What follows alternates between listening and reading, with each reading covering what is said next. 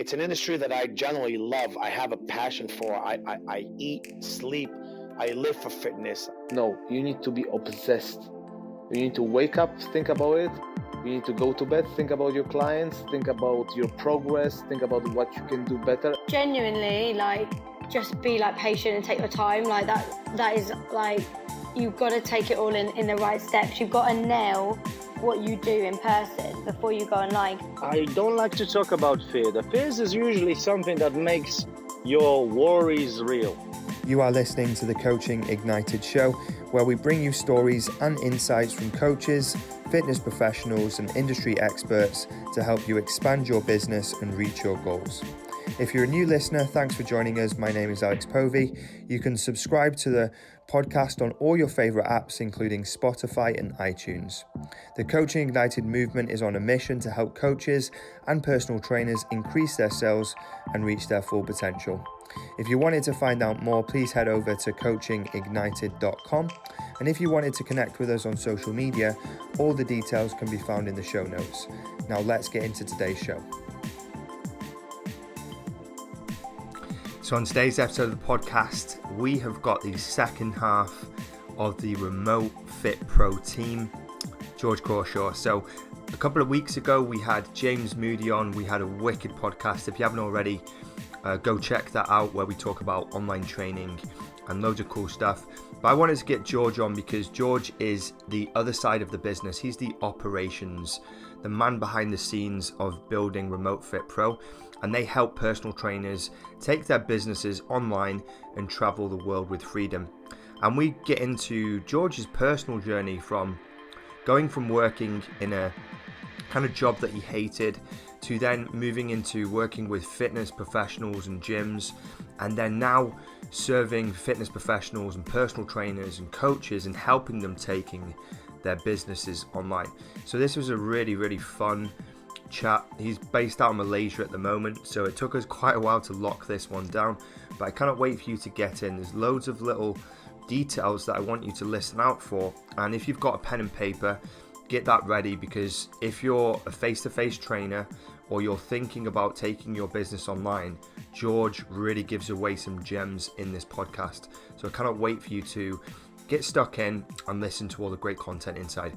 So sit back, relax, enjoy the show, and as always, I'll see you on the other side. But we are live. I just want to thank you so much for being here, buddy. And it's great to be able to interview the second half of Remote Fit Pro. We did James a couple of weeks ago. So I'm really excited to get into your story and how it all started for you as well. So can we go back to before Remote Fit Pro? I think it'll be interesting for people to understand what you were doing before and then what led you to start Remote Fit Pro and join James and create that company.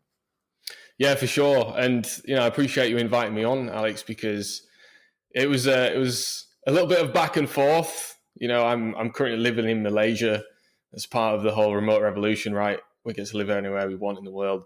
So this time zone is a challenge when it comes to getting interviews done. So I'm glad we found the time to get it on. So my backstory, things all kind of started in the entrepreneurship world for me when I was an apprentice engineer. I was always, told, oh, you're good with your hands. You should be some kind of tradesman or engineer. And I was looking at tradesmen and I was like, hell no, I'm not going to get paid enough for that. And so I went into engineering, and throughout this kind of course of engineering, I started getting into fitness. And I was a super, super skinny guy when I was a lot younger. And I hated that. I hated just kind of being around other guys when we're going out on holidays, going on the lads' trips to Ibiza and that, and it really kind of grinded on me.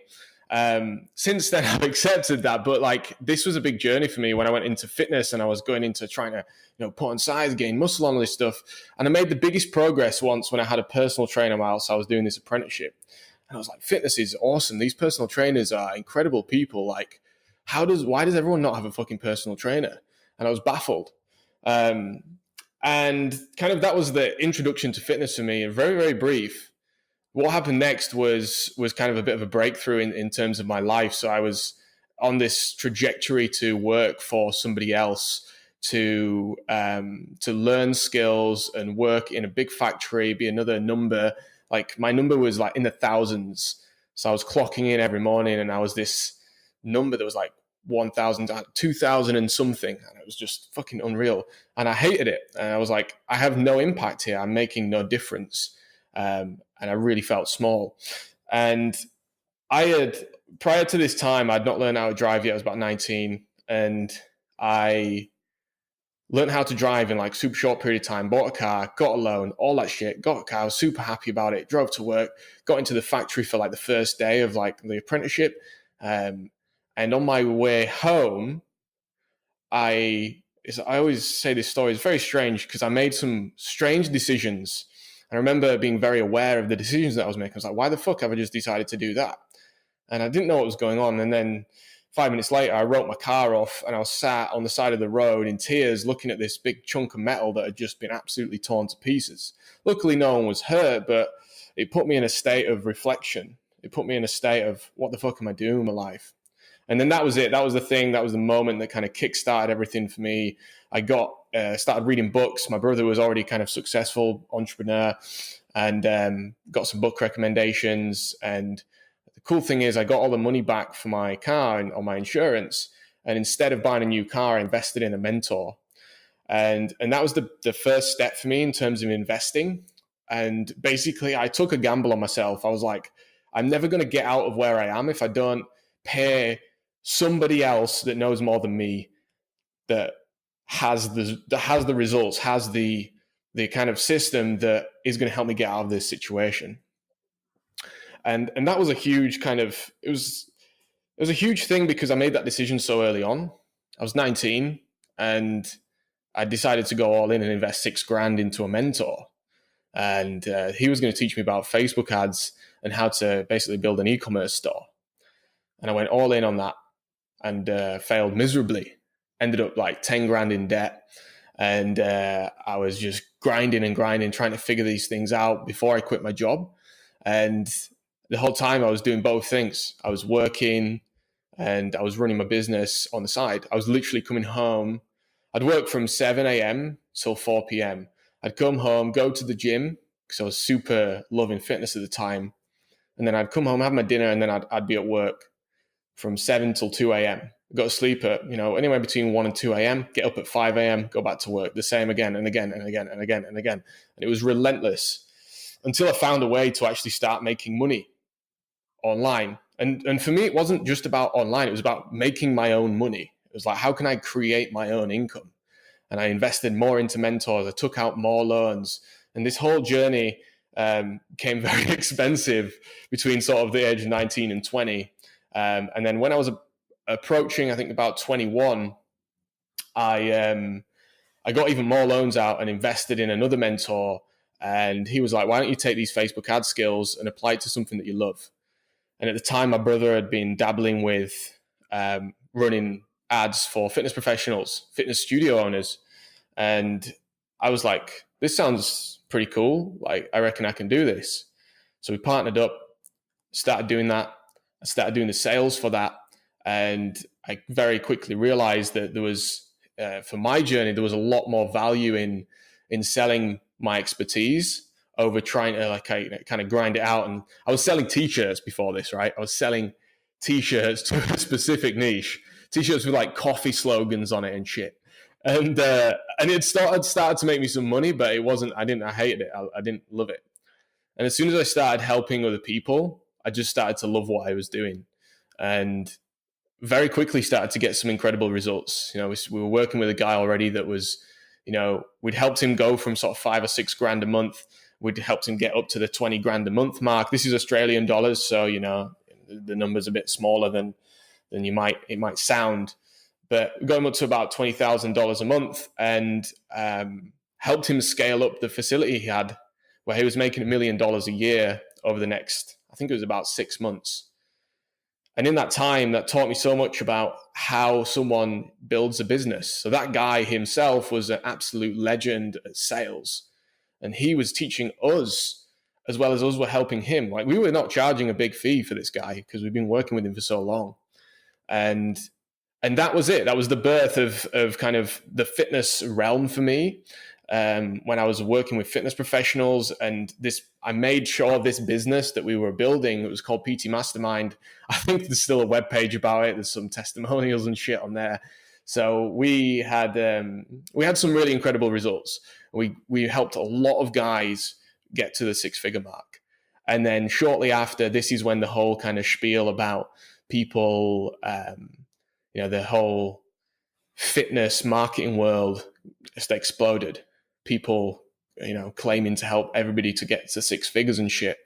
And while we were there running a small agency, we were like just traveling the world, having a fucking awesome time, getting awesome results for people.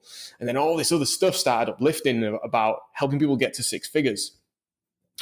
And it became less and less about Facebook ads for what we were doing with our clients, and more about their business model and their mindset, especially around sales and especially around their investor mindset is what I like to call it. And what I've learned is, it's not my own term. So at that point, I started to realize that my skills were not, well, I'm good at Facebook ads, but my skills were better in building a team, building systems, building operations, building things that can run themselves. And so I started to invest my energy and time into this, built a team around this business, and learned a lot of shit because it failed miserably many times. And, it was a real fucking battle. But I got to the point where I realized that I'm putting all this energy into helping people with offline businesses. And as I traveled more and more and more, I related to them less and less and less. And I started to realize that actually, hang on, there's other coaches out there that help offline business owners that own an offline business. And I started to feel a real big disconnect. And, I've not shared this part of the story ever before.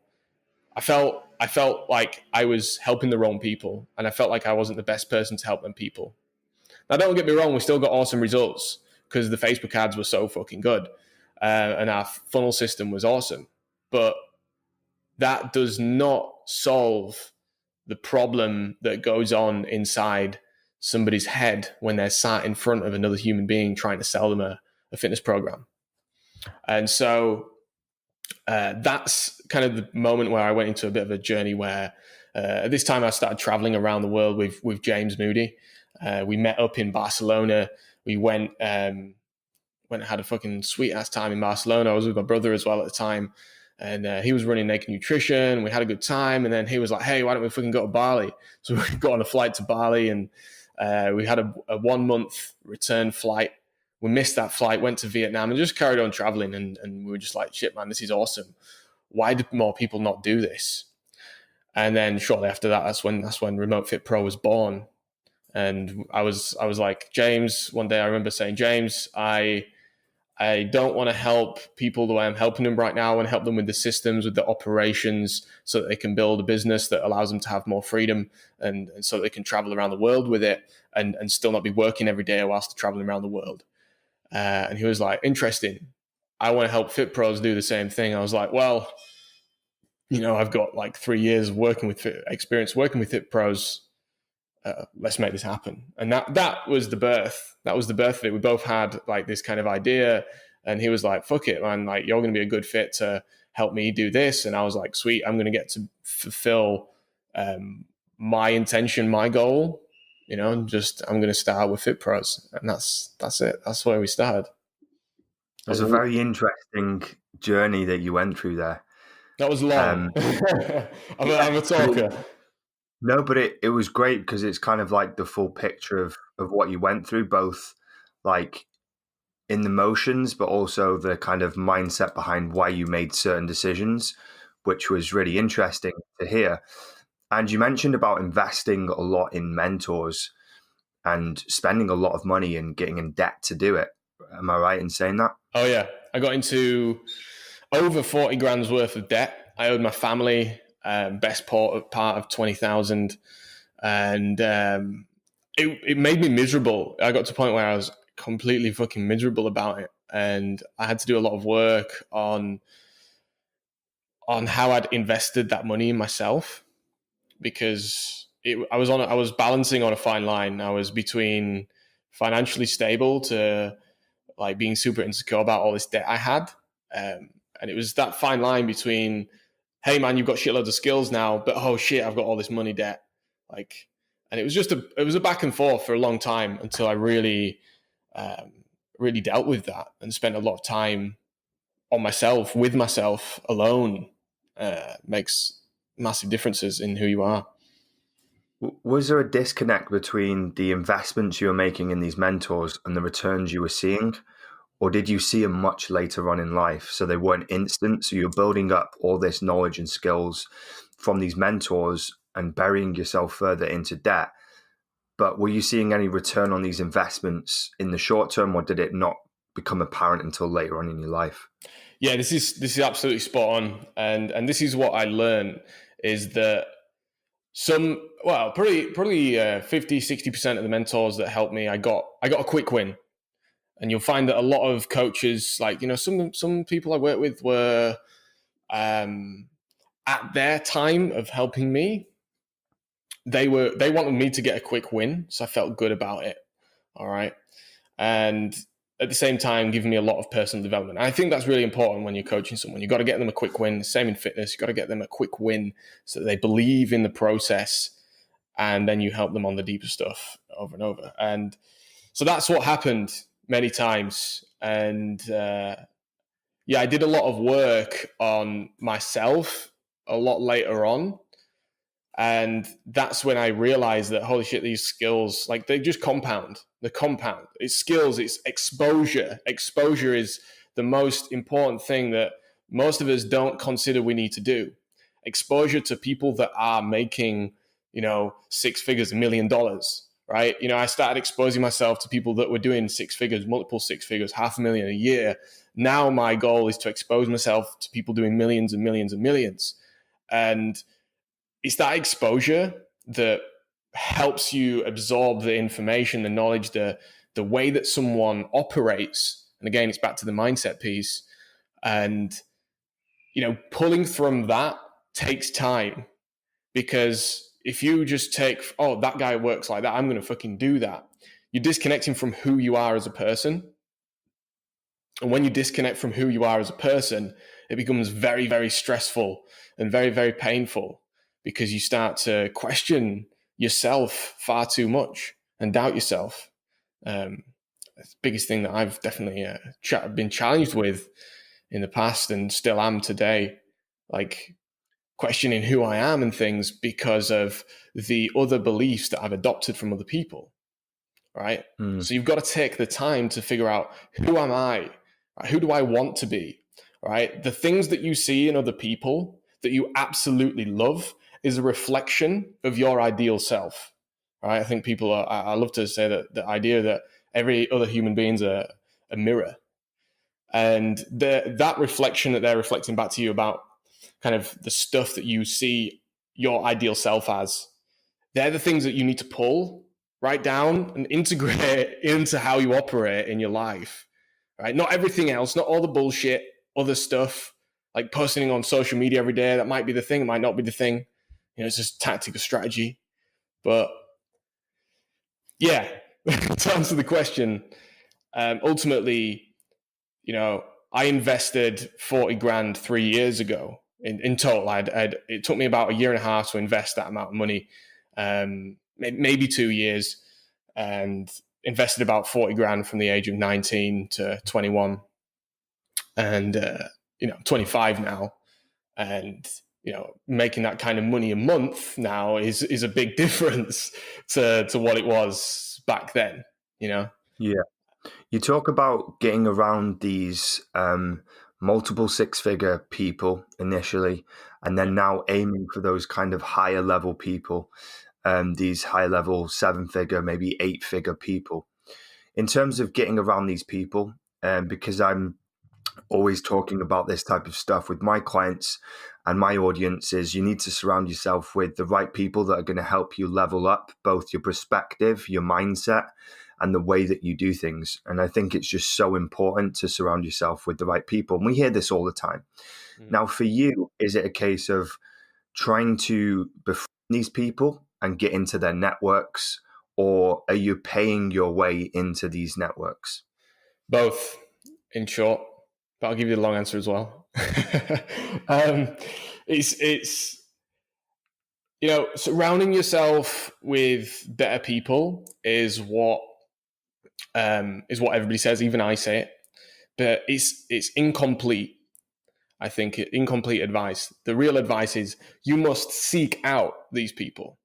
It must be a primary objective every single week, if not every day, to be making some kind of segue, connection, intention to go and seek out these people.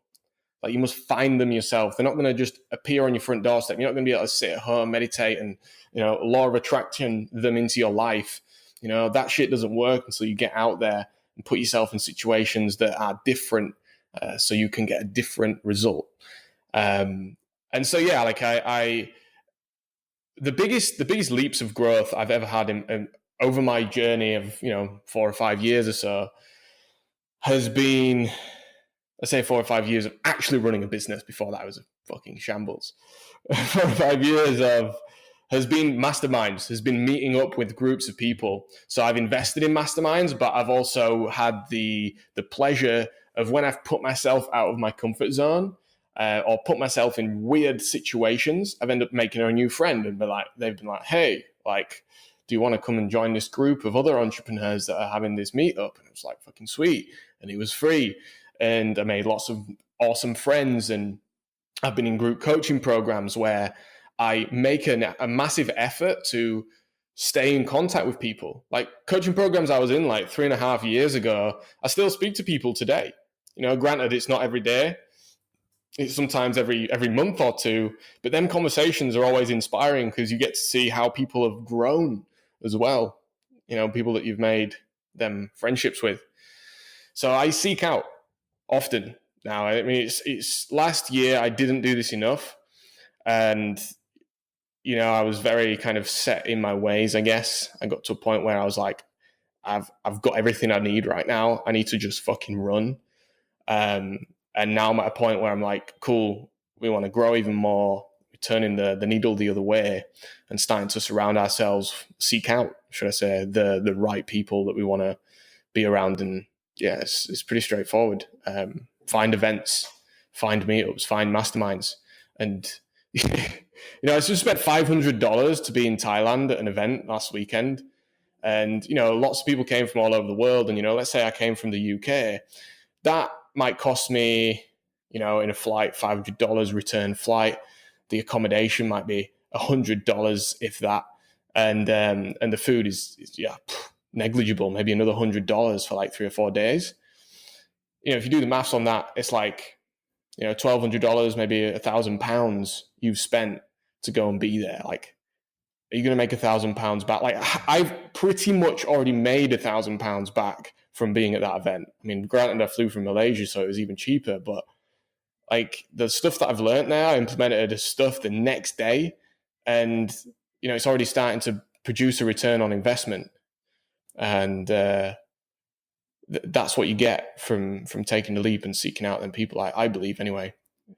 It's worth the money. I absolutely love that. It's quite fitting that you said Thailand, because I decided a couple of days ago that I'd go to Thailand and spend 24 days out there. Just booked it, staying in Lake Chalong in Phuket.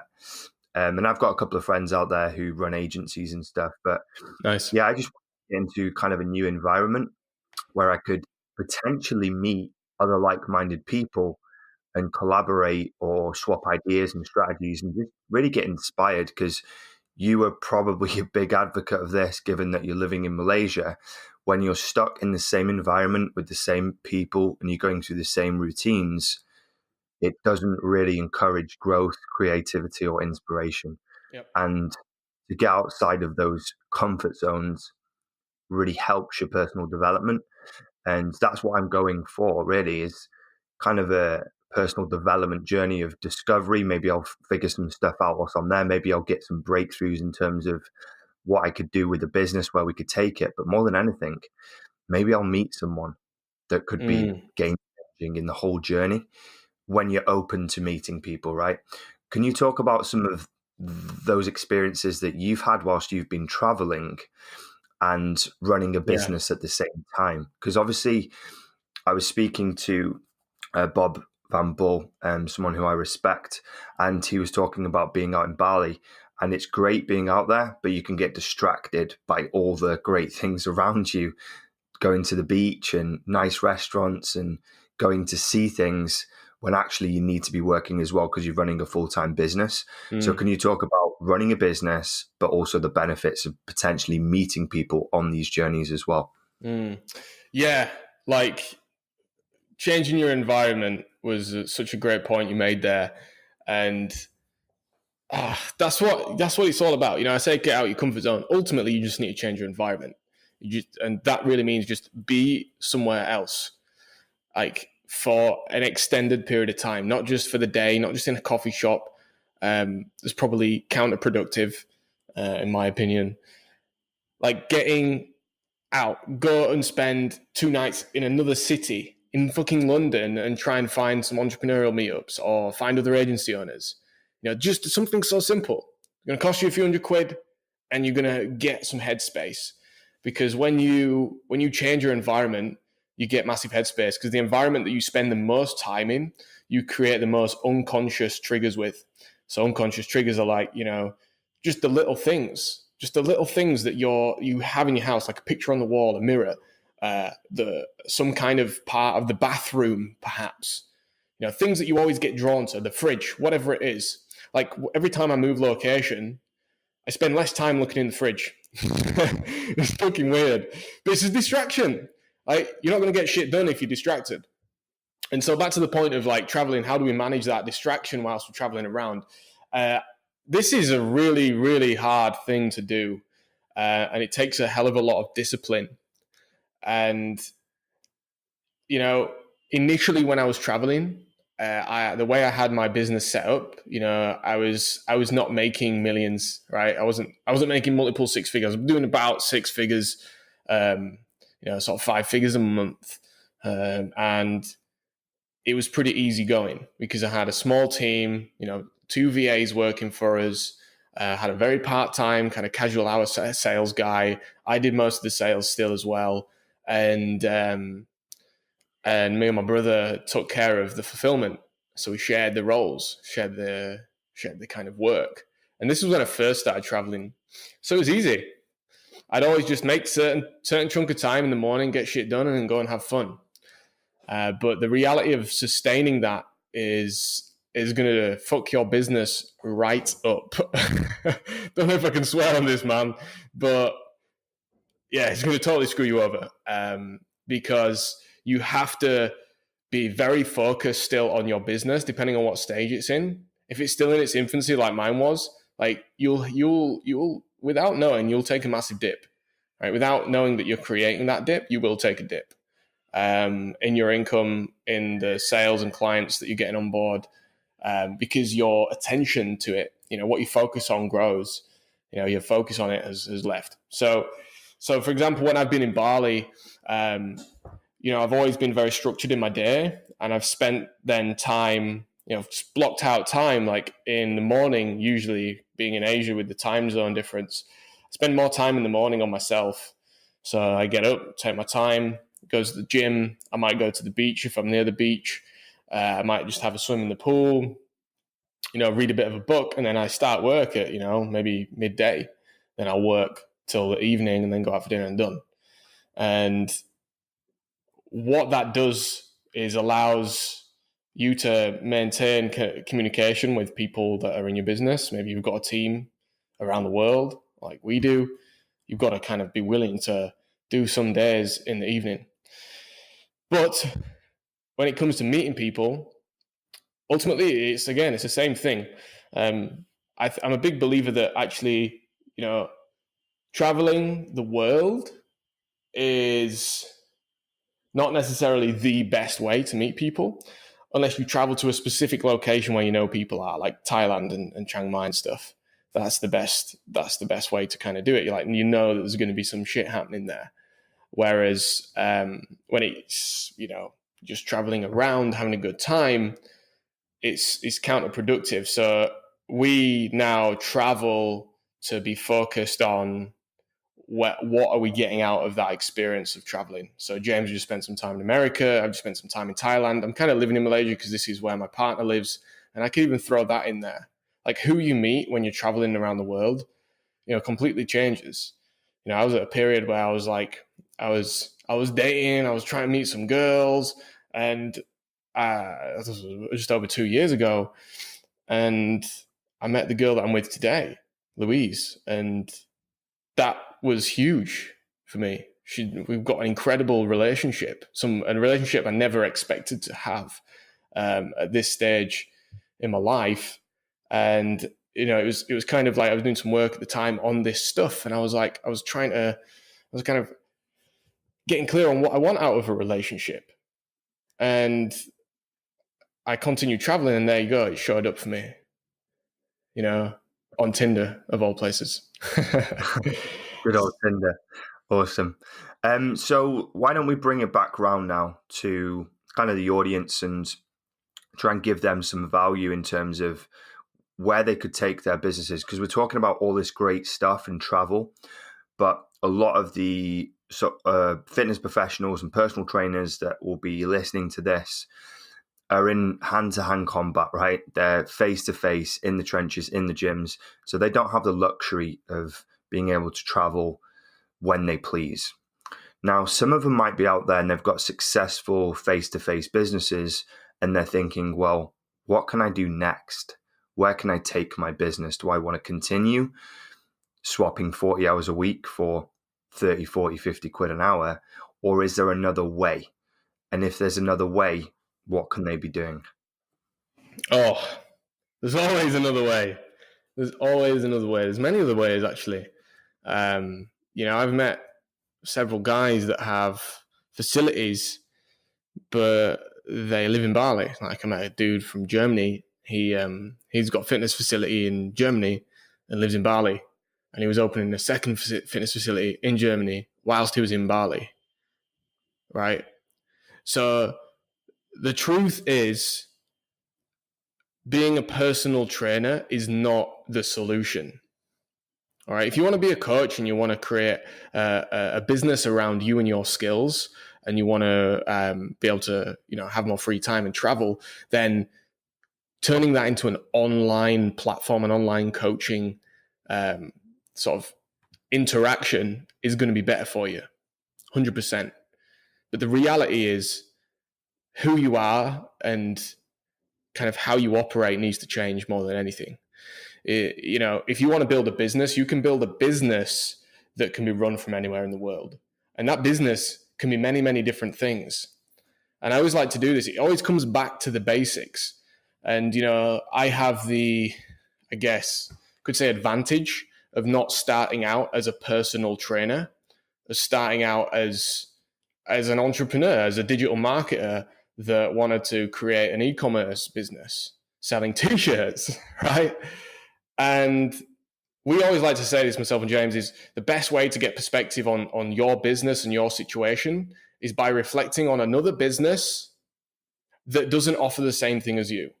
So when we were looking, I know this is not an online business, but when we're looking at the setting some stuff up for the Remote Fit Pro, we went and looked at Rolls-Royce and Audi and car dealerships to look at how they work in fulfillment and sales, just to get another perspective, another insight on how things are done. All right. But, ultimately, like I said, there's many, many options for you depending on what it is that you want. And it always comes back to this. What do you really want? What's your goal here? If you just want to get clients and be full in the gym with clients day after day after day, that's cool. But I can assure you that I can probably introduce you to over 100 people that have done that would try and warn you off it. Right? The truth is like that people get into that because that's what you're sold as a personal trainer. You're sold to go and work 6 a.m.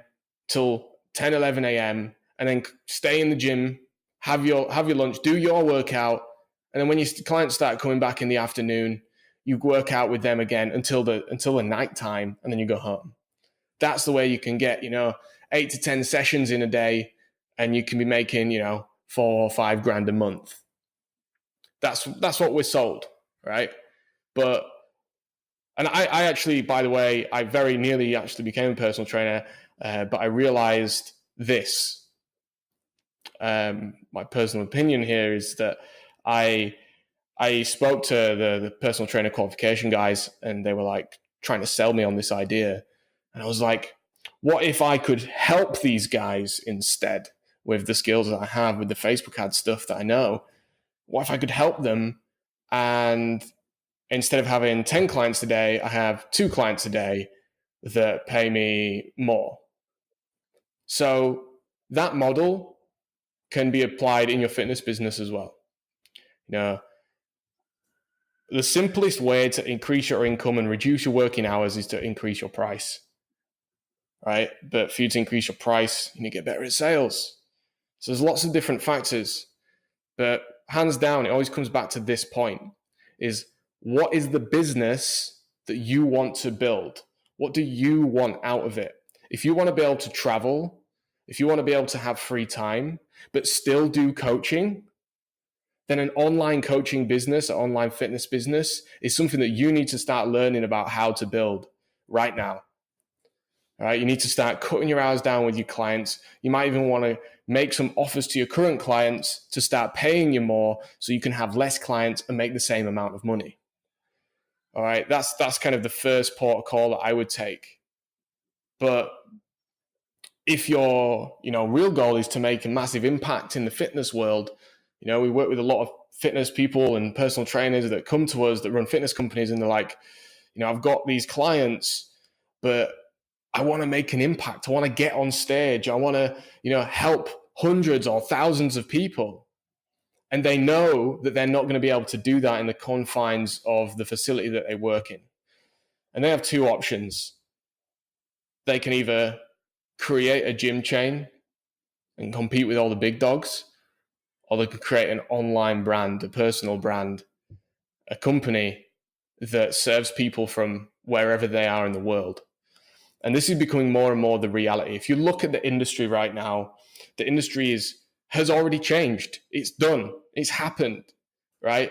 It's up to you whether you want to catch up and get involved in that change. But the industry has gone online, right?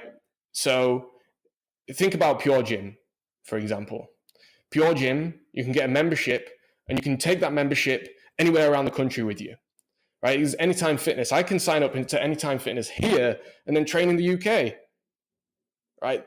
Even local businesses have become global so that they can take advantage of this level of global kind of internationalization. Globalization is the word, what's happening in business and in fitness, right? Take a look at all the big fitness brands.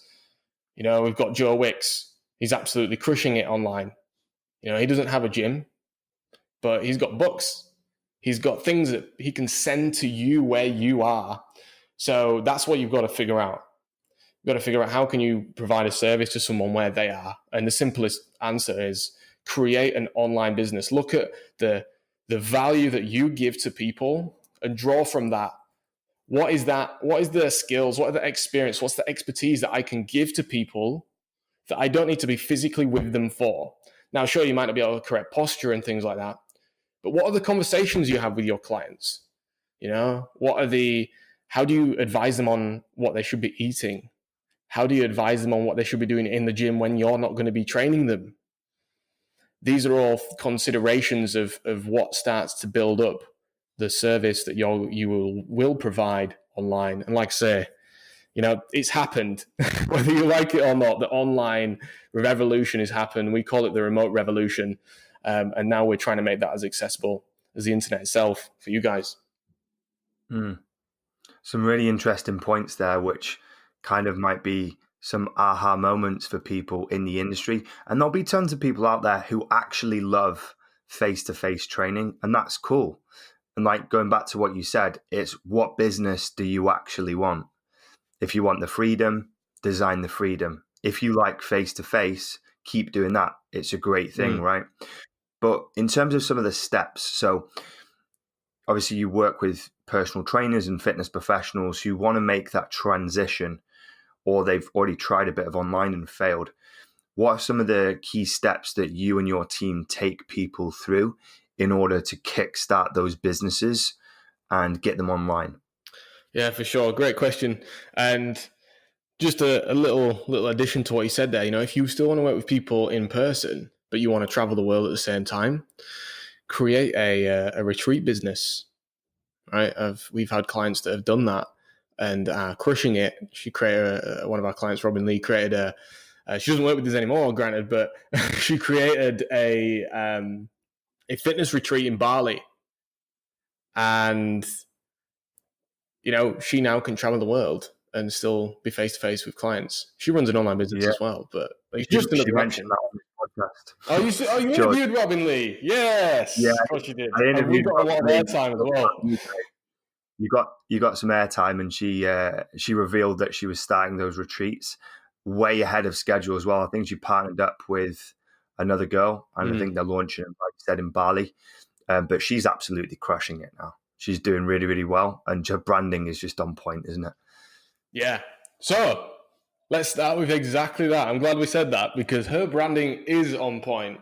Why is the branding on point? Well, let me take you through the process that we specifically went through with Robin. This is what the process we go through with everyone, all right? And it's very, very important, first of all, to consider, again, what do you want? Always the most important thing. What's your goal with this? Why are you doing this business? When me and James started this business, I remember we were sat in Thailand. We spent like 3 days watching stuff from Simon Sinek and sitting down with whiteboards and papers like, what's our why? Why are we doing this? What's our mission? And if you've ever seen the Simon Sinek talk, like he goes real deep into that. I'm not gonna butcher it, but yeah, I've got his book. It's deep. Yeah, he's solid and he knows his shit. But ultimately, that's the shit that you need to apply to your marketing. Okay, so before all that, what's your why? First things first, most important thing. And this does not need to take long. Really, really important. It doesn't need to take long, but you need to know who you are. And the benefit of, this case study, I was talking about Robin in this situation, she knew who she was, all right? She knew what she wanted. So that makes things a lot easier when you're creating a business in general. Again, these are ultimately steps to build a business. We are just creating a product online, okay? I'll get into the real elements of why online is different at the end. But so the first thing, what do you want? Second thing is, who do you want to work with, right? Who's the type of person? The question is, who do you want to spend your time with every day for the next 5 years? Excuse me. Every day for the next 5 years. If you ask yourself that question, you will come up with some very interesting answers. Now, most fitness professionals work with middle-aged women, all right, whether they're male or female. And now some people love doing that, and they would choose to work with them people for the next 5 years. But I know a hell of a lot of people that don't want to choose to work with them people for the next 5 years. And when you realize that, because you've asked yourself that question, and I always like to say this caveat right here, is the quality of your life is directly proportional to the quality of the questions that you ask yourself. Because if you don't ask yourself better questions, you're not going to get better answers. All right. And so if you don't ask yourself this question, you're going to work with people that you don't like. And that is not fun. You will destroy your business unless you become an investor in your mindset. You will destroy your business. So getting your avatar super clear. We've got to decide, who do we want to spend our time with? Then go into that. Who is that person? Right? What do they see on a daily basis? The whole kind of empathy map stuff. What do they see? What do they hear? What do they think and feel? Okay. What are their goals? What are their desires? And also, what are their fears? What are their pains? And we like to wing this. Everybody loves to just gamble. Oh, I think it's this. I think it's this, based on your own idea. But if you don't spend the time to go and research that stuff, then you're not going to get the detail that you need in your marketing. So that's step 2, really. Creating your avatar, honing that down, and actually getting real feedback as to who that person is that you want to help. And then final step is, how do they want to be helped? Okay, because that leads on to step 3, which is looking at your methodology, looking at what's the process that you take these people through? Where are they right now? And where do they want to be? I mentioned earlier, what we see in other people is a reflection of our ideal self. What we love to see in other people, anyway, is a reflection of our ideal self. And doing that psychology on yourself and learning that stuff about yourself is very powerful, because you then reapply that to your business and your clients, and you start to understand who do they think they are right now? How do they see themselves? And generally, fitness clients generally see themselves as, they've got a lot of self-confidence issues, overweight people in general. Okay. And they have most of them have self-confidence issues. So that's how they see themselves right now.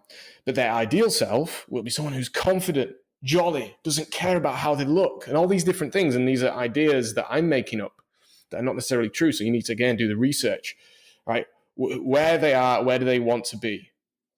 And what's the process that you take them through? So I mentioned earlier, you've got to think about your skills and expertise, and you've got to look at what are the steps that you go through with someone to get them an incredible result already. What have you already done to get someone an incredible result?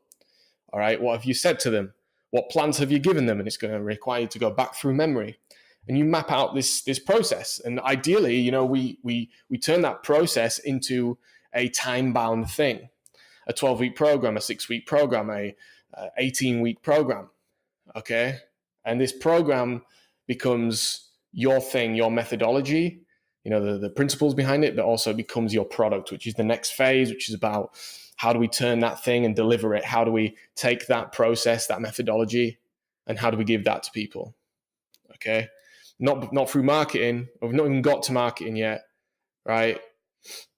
And this stuff doesn't need to take long, right? I'll talk about our 5-day challenge in a bit, and you can do this all in 5 days because really, the most important thing is what comes after you've figured out how to give your program to people.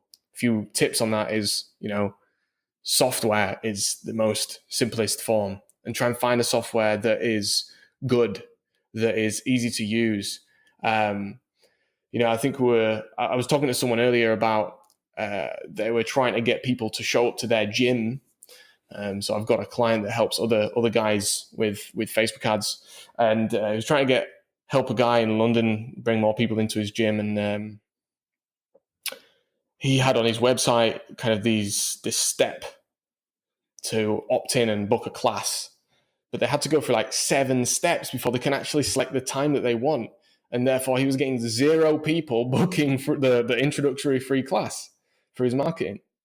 All right, and it's the same thing with your program. You've got to make this as user-friendly as possible and as simple as possible. So most of us go out there, we start building fancy membership sites, we start using fancy tools and softwares, and we get like 5 different software. We've got MyFitnessPal, we've got TrainerEyes, we've got this other thing over here, we've got this membership site on ClickFunnels and all this stuff. But like, what do they need?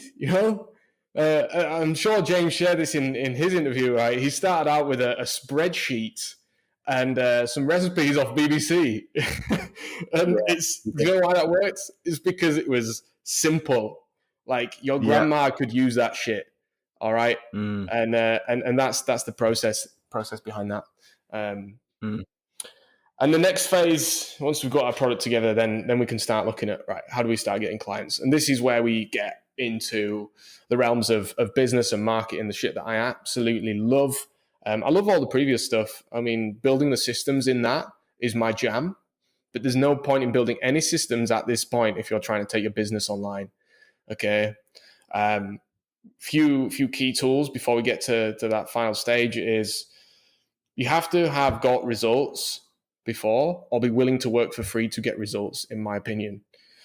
You have to be willing to, get someone a result in advance, or have already be able to prove that you can do it. All right. Why? Because of the market saturation that exists today. It doesn't mean that it's not possible to get clients.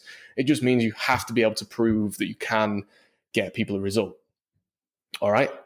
Secondary to that is the marketing and sales piece. If you can sell extremely well, which basically means you're able to give someone a transformative breakthrough in their mind in less than 60 minutes, then let's go. That's it. Like, let's go get people on the phone. Let's get people leads driving into your business so that you can give people them breakthroughs. Because all you need to do is give someone a breakthrough on the call, and it's still coaching. It's still coaching. You're only coaching someone to help them realize that, you can help them, right?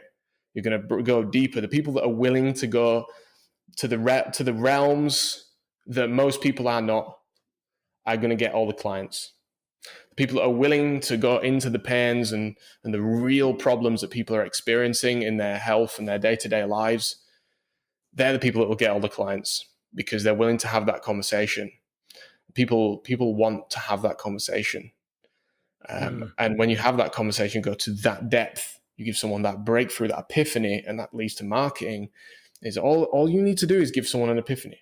When you give someone an epiphany, they relate that epiphany to you. I hope you've had an epiphany right now listening to this, whoever's listening, because that epiphany, you will then relate to me. And remember that George Crawshaw gave you this epiphany about your life and your business. And whoever you're on the phone with will remember that you gave them that epiphany, and they owe you one, basically. And that's how a sales transaction in simple form can start. I'm not an expert salesman, but in the simplest form, you just need to be very good at communicating and coaching people. And then we can get into the marketing, but I've rambled on for a while there, but that's in depth. That's what you need to do. Yeah, that's really good stuff, in depth. You mentioned the 5-day challenge, and obviously I know what your 5-day challenge is. And there's parallels between your 5-day challenge and what you actually give your clients in order to create their own challenges, right? So it's kind of like a parallel model where you're bringing Fit Pros into your challenge to teach them a challenge to sell to their clients. Yeah. Am I right? Yeah. Yeah. So why don't we talk about the 5-day challenge? I think that's a good place for us to take this because it's kind of the final piece of the puzzle of what people can be doing. Yeah. And what I just shared, if you wanted, you could, I hope, take what I just shared and replay it a few times and be able to implement that to have the foundations of your online business at the ready. Because that's ultimately what our 5-day challenge does. What it does is it brings you into a community of people that are all on a similar goal. Again, back to that community piece, seeking out people that are on this journey that are ahead of you or with you growing. And we take a group of these people. You don't see me in there. I'm hiding away on the back end, making things work, making all the emails and shit go out properly and all that. Hopefully, anyway. Sometimes that doesn't work out the way we want it to. But you come in, we bring you into the community, and we deliver day by day. James will support you. Sam will support you in going through the content that we have in there. And it's the same steps that I just took you through. Okay. And there's a task for you to do each day. We don't just give you the steps. We don't just tell you what to do. We give you a task. We give you basically a worksheet for you to fill in and take away with you for your business. And then on the final day, we teach you how to implement the challenge funnel. All right. Because this challenge, why does it work? Because it helps people get a result in advance. And we want you to come through our challenge and get a result in advance. We're very honest about this. Why? Because ultimately, if you give a shit about the people you really want to help, then you don't need to hide anything. You're going to come into this challenge, and we're going to hope that you get the best experience out of it, and you learn a lot of awesome stuff that you actually implement. And because you've implemented it, you want to come and get more of our help to implement the next step, the next level. All right. So that you can create an automated system to generate leads and ultimately go on to building a real business. Because that's what we spend. I spend time with private clients, with small groups of people, helping them turn this initial phase. You've got to get that off the ground. You've got to get the clients coming in and the leads flowing and the sales happening. And then later on, we start looking at the systems of the business and how we can turn that into something that truly gives you freedom and truly helps you make an impact. Awesome. How can people get into this challenge? Is it like a regular thing that you guys are running? Is there kind of a URL that people need to go to get inside this free challenge? Yeah, for sure. And back to that same point, like, we want you to succeed. And our mission is to make the remote revolution as accessible as the internet itself. And so we do these challenges a lot. We put our time and energy into helping people out for free because most people are not willing to do that. And it's having that audacity is going to make the biggest difference in you as a person in your business. So good to the chase. remotefitpro.com, www.remotefitpro.com/5DC. And you'll be able to jump on board. Just throw your email address in and you'll be able to jump straight into our challenge when it next starts. So we do these live not in person, but over live videos day by day. So it's not automated. It's not like you're not coming in and just watching like them automated webinars. This is legit. We're there every day to help you implement each step. Awesome stuff. So I want to end on this. This is a new kind of thing that I'm building into all of these sessions now. I want to end on a question, just like you guys do. You ask people what freedom means to them. But for me, it's all about coaching and getting results. And so I kind of want to know from your perspective, because you work with a lot of coaches, personal trainers, fitness professionals, what do you think makes a good coach? Maybe your philosophy to coaching or things you look for when you're taking your clients on and you go, yeah, this is a good coach. You can see the characteristics of a good coach in the people that you speak to. What would you say makes a good coach? A coach that knows themselves extremely well. In short, that's it. The more you know yourself, the better results you can get for someone else. Because, when you're coaching someone, yes, you have these skills that you've learned, but the best coaches in the world are the ones that have applied. All right. And that's what I believe about business too. The best mentors out there are the ones that have applied that information on themselves or other people. So knowing yourself is the most important thing, I believe, when it comes to helping someone else. Love it, man. Absolutely love it. Thank you so much for doing this. Really enjoyed that. That was super in depth, George. Loved it. Yeah, I had a lot of fun. Awesome. So I don't get to shout about this stuff that much. I'm the guy behind the scenes majority of the time, working and building the stuff. Because that's my jam. That's my jam. Running the team, speaking to the guys, making sure the operation is working day after day. I'm good at that. So, focusing on your strengths, final little gem for you, if that's useful. Focusing on your strengths is something that you eventually need to do. Straight away, you need to get very good at certain things like sales and communication and knowing yourself. But eventually you get to focus on your strengths. What are you absolutely awesome at? Yeah, 100%. I back that because obviously we've got a similar business as well.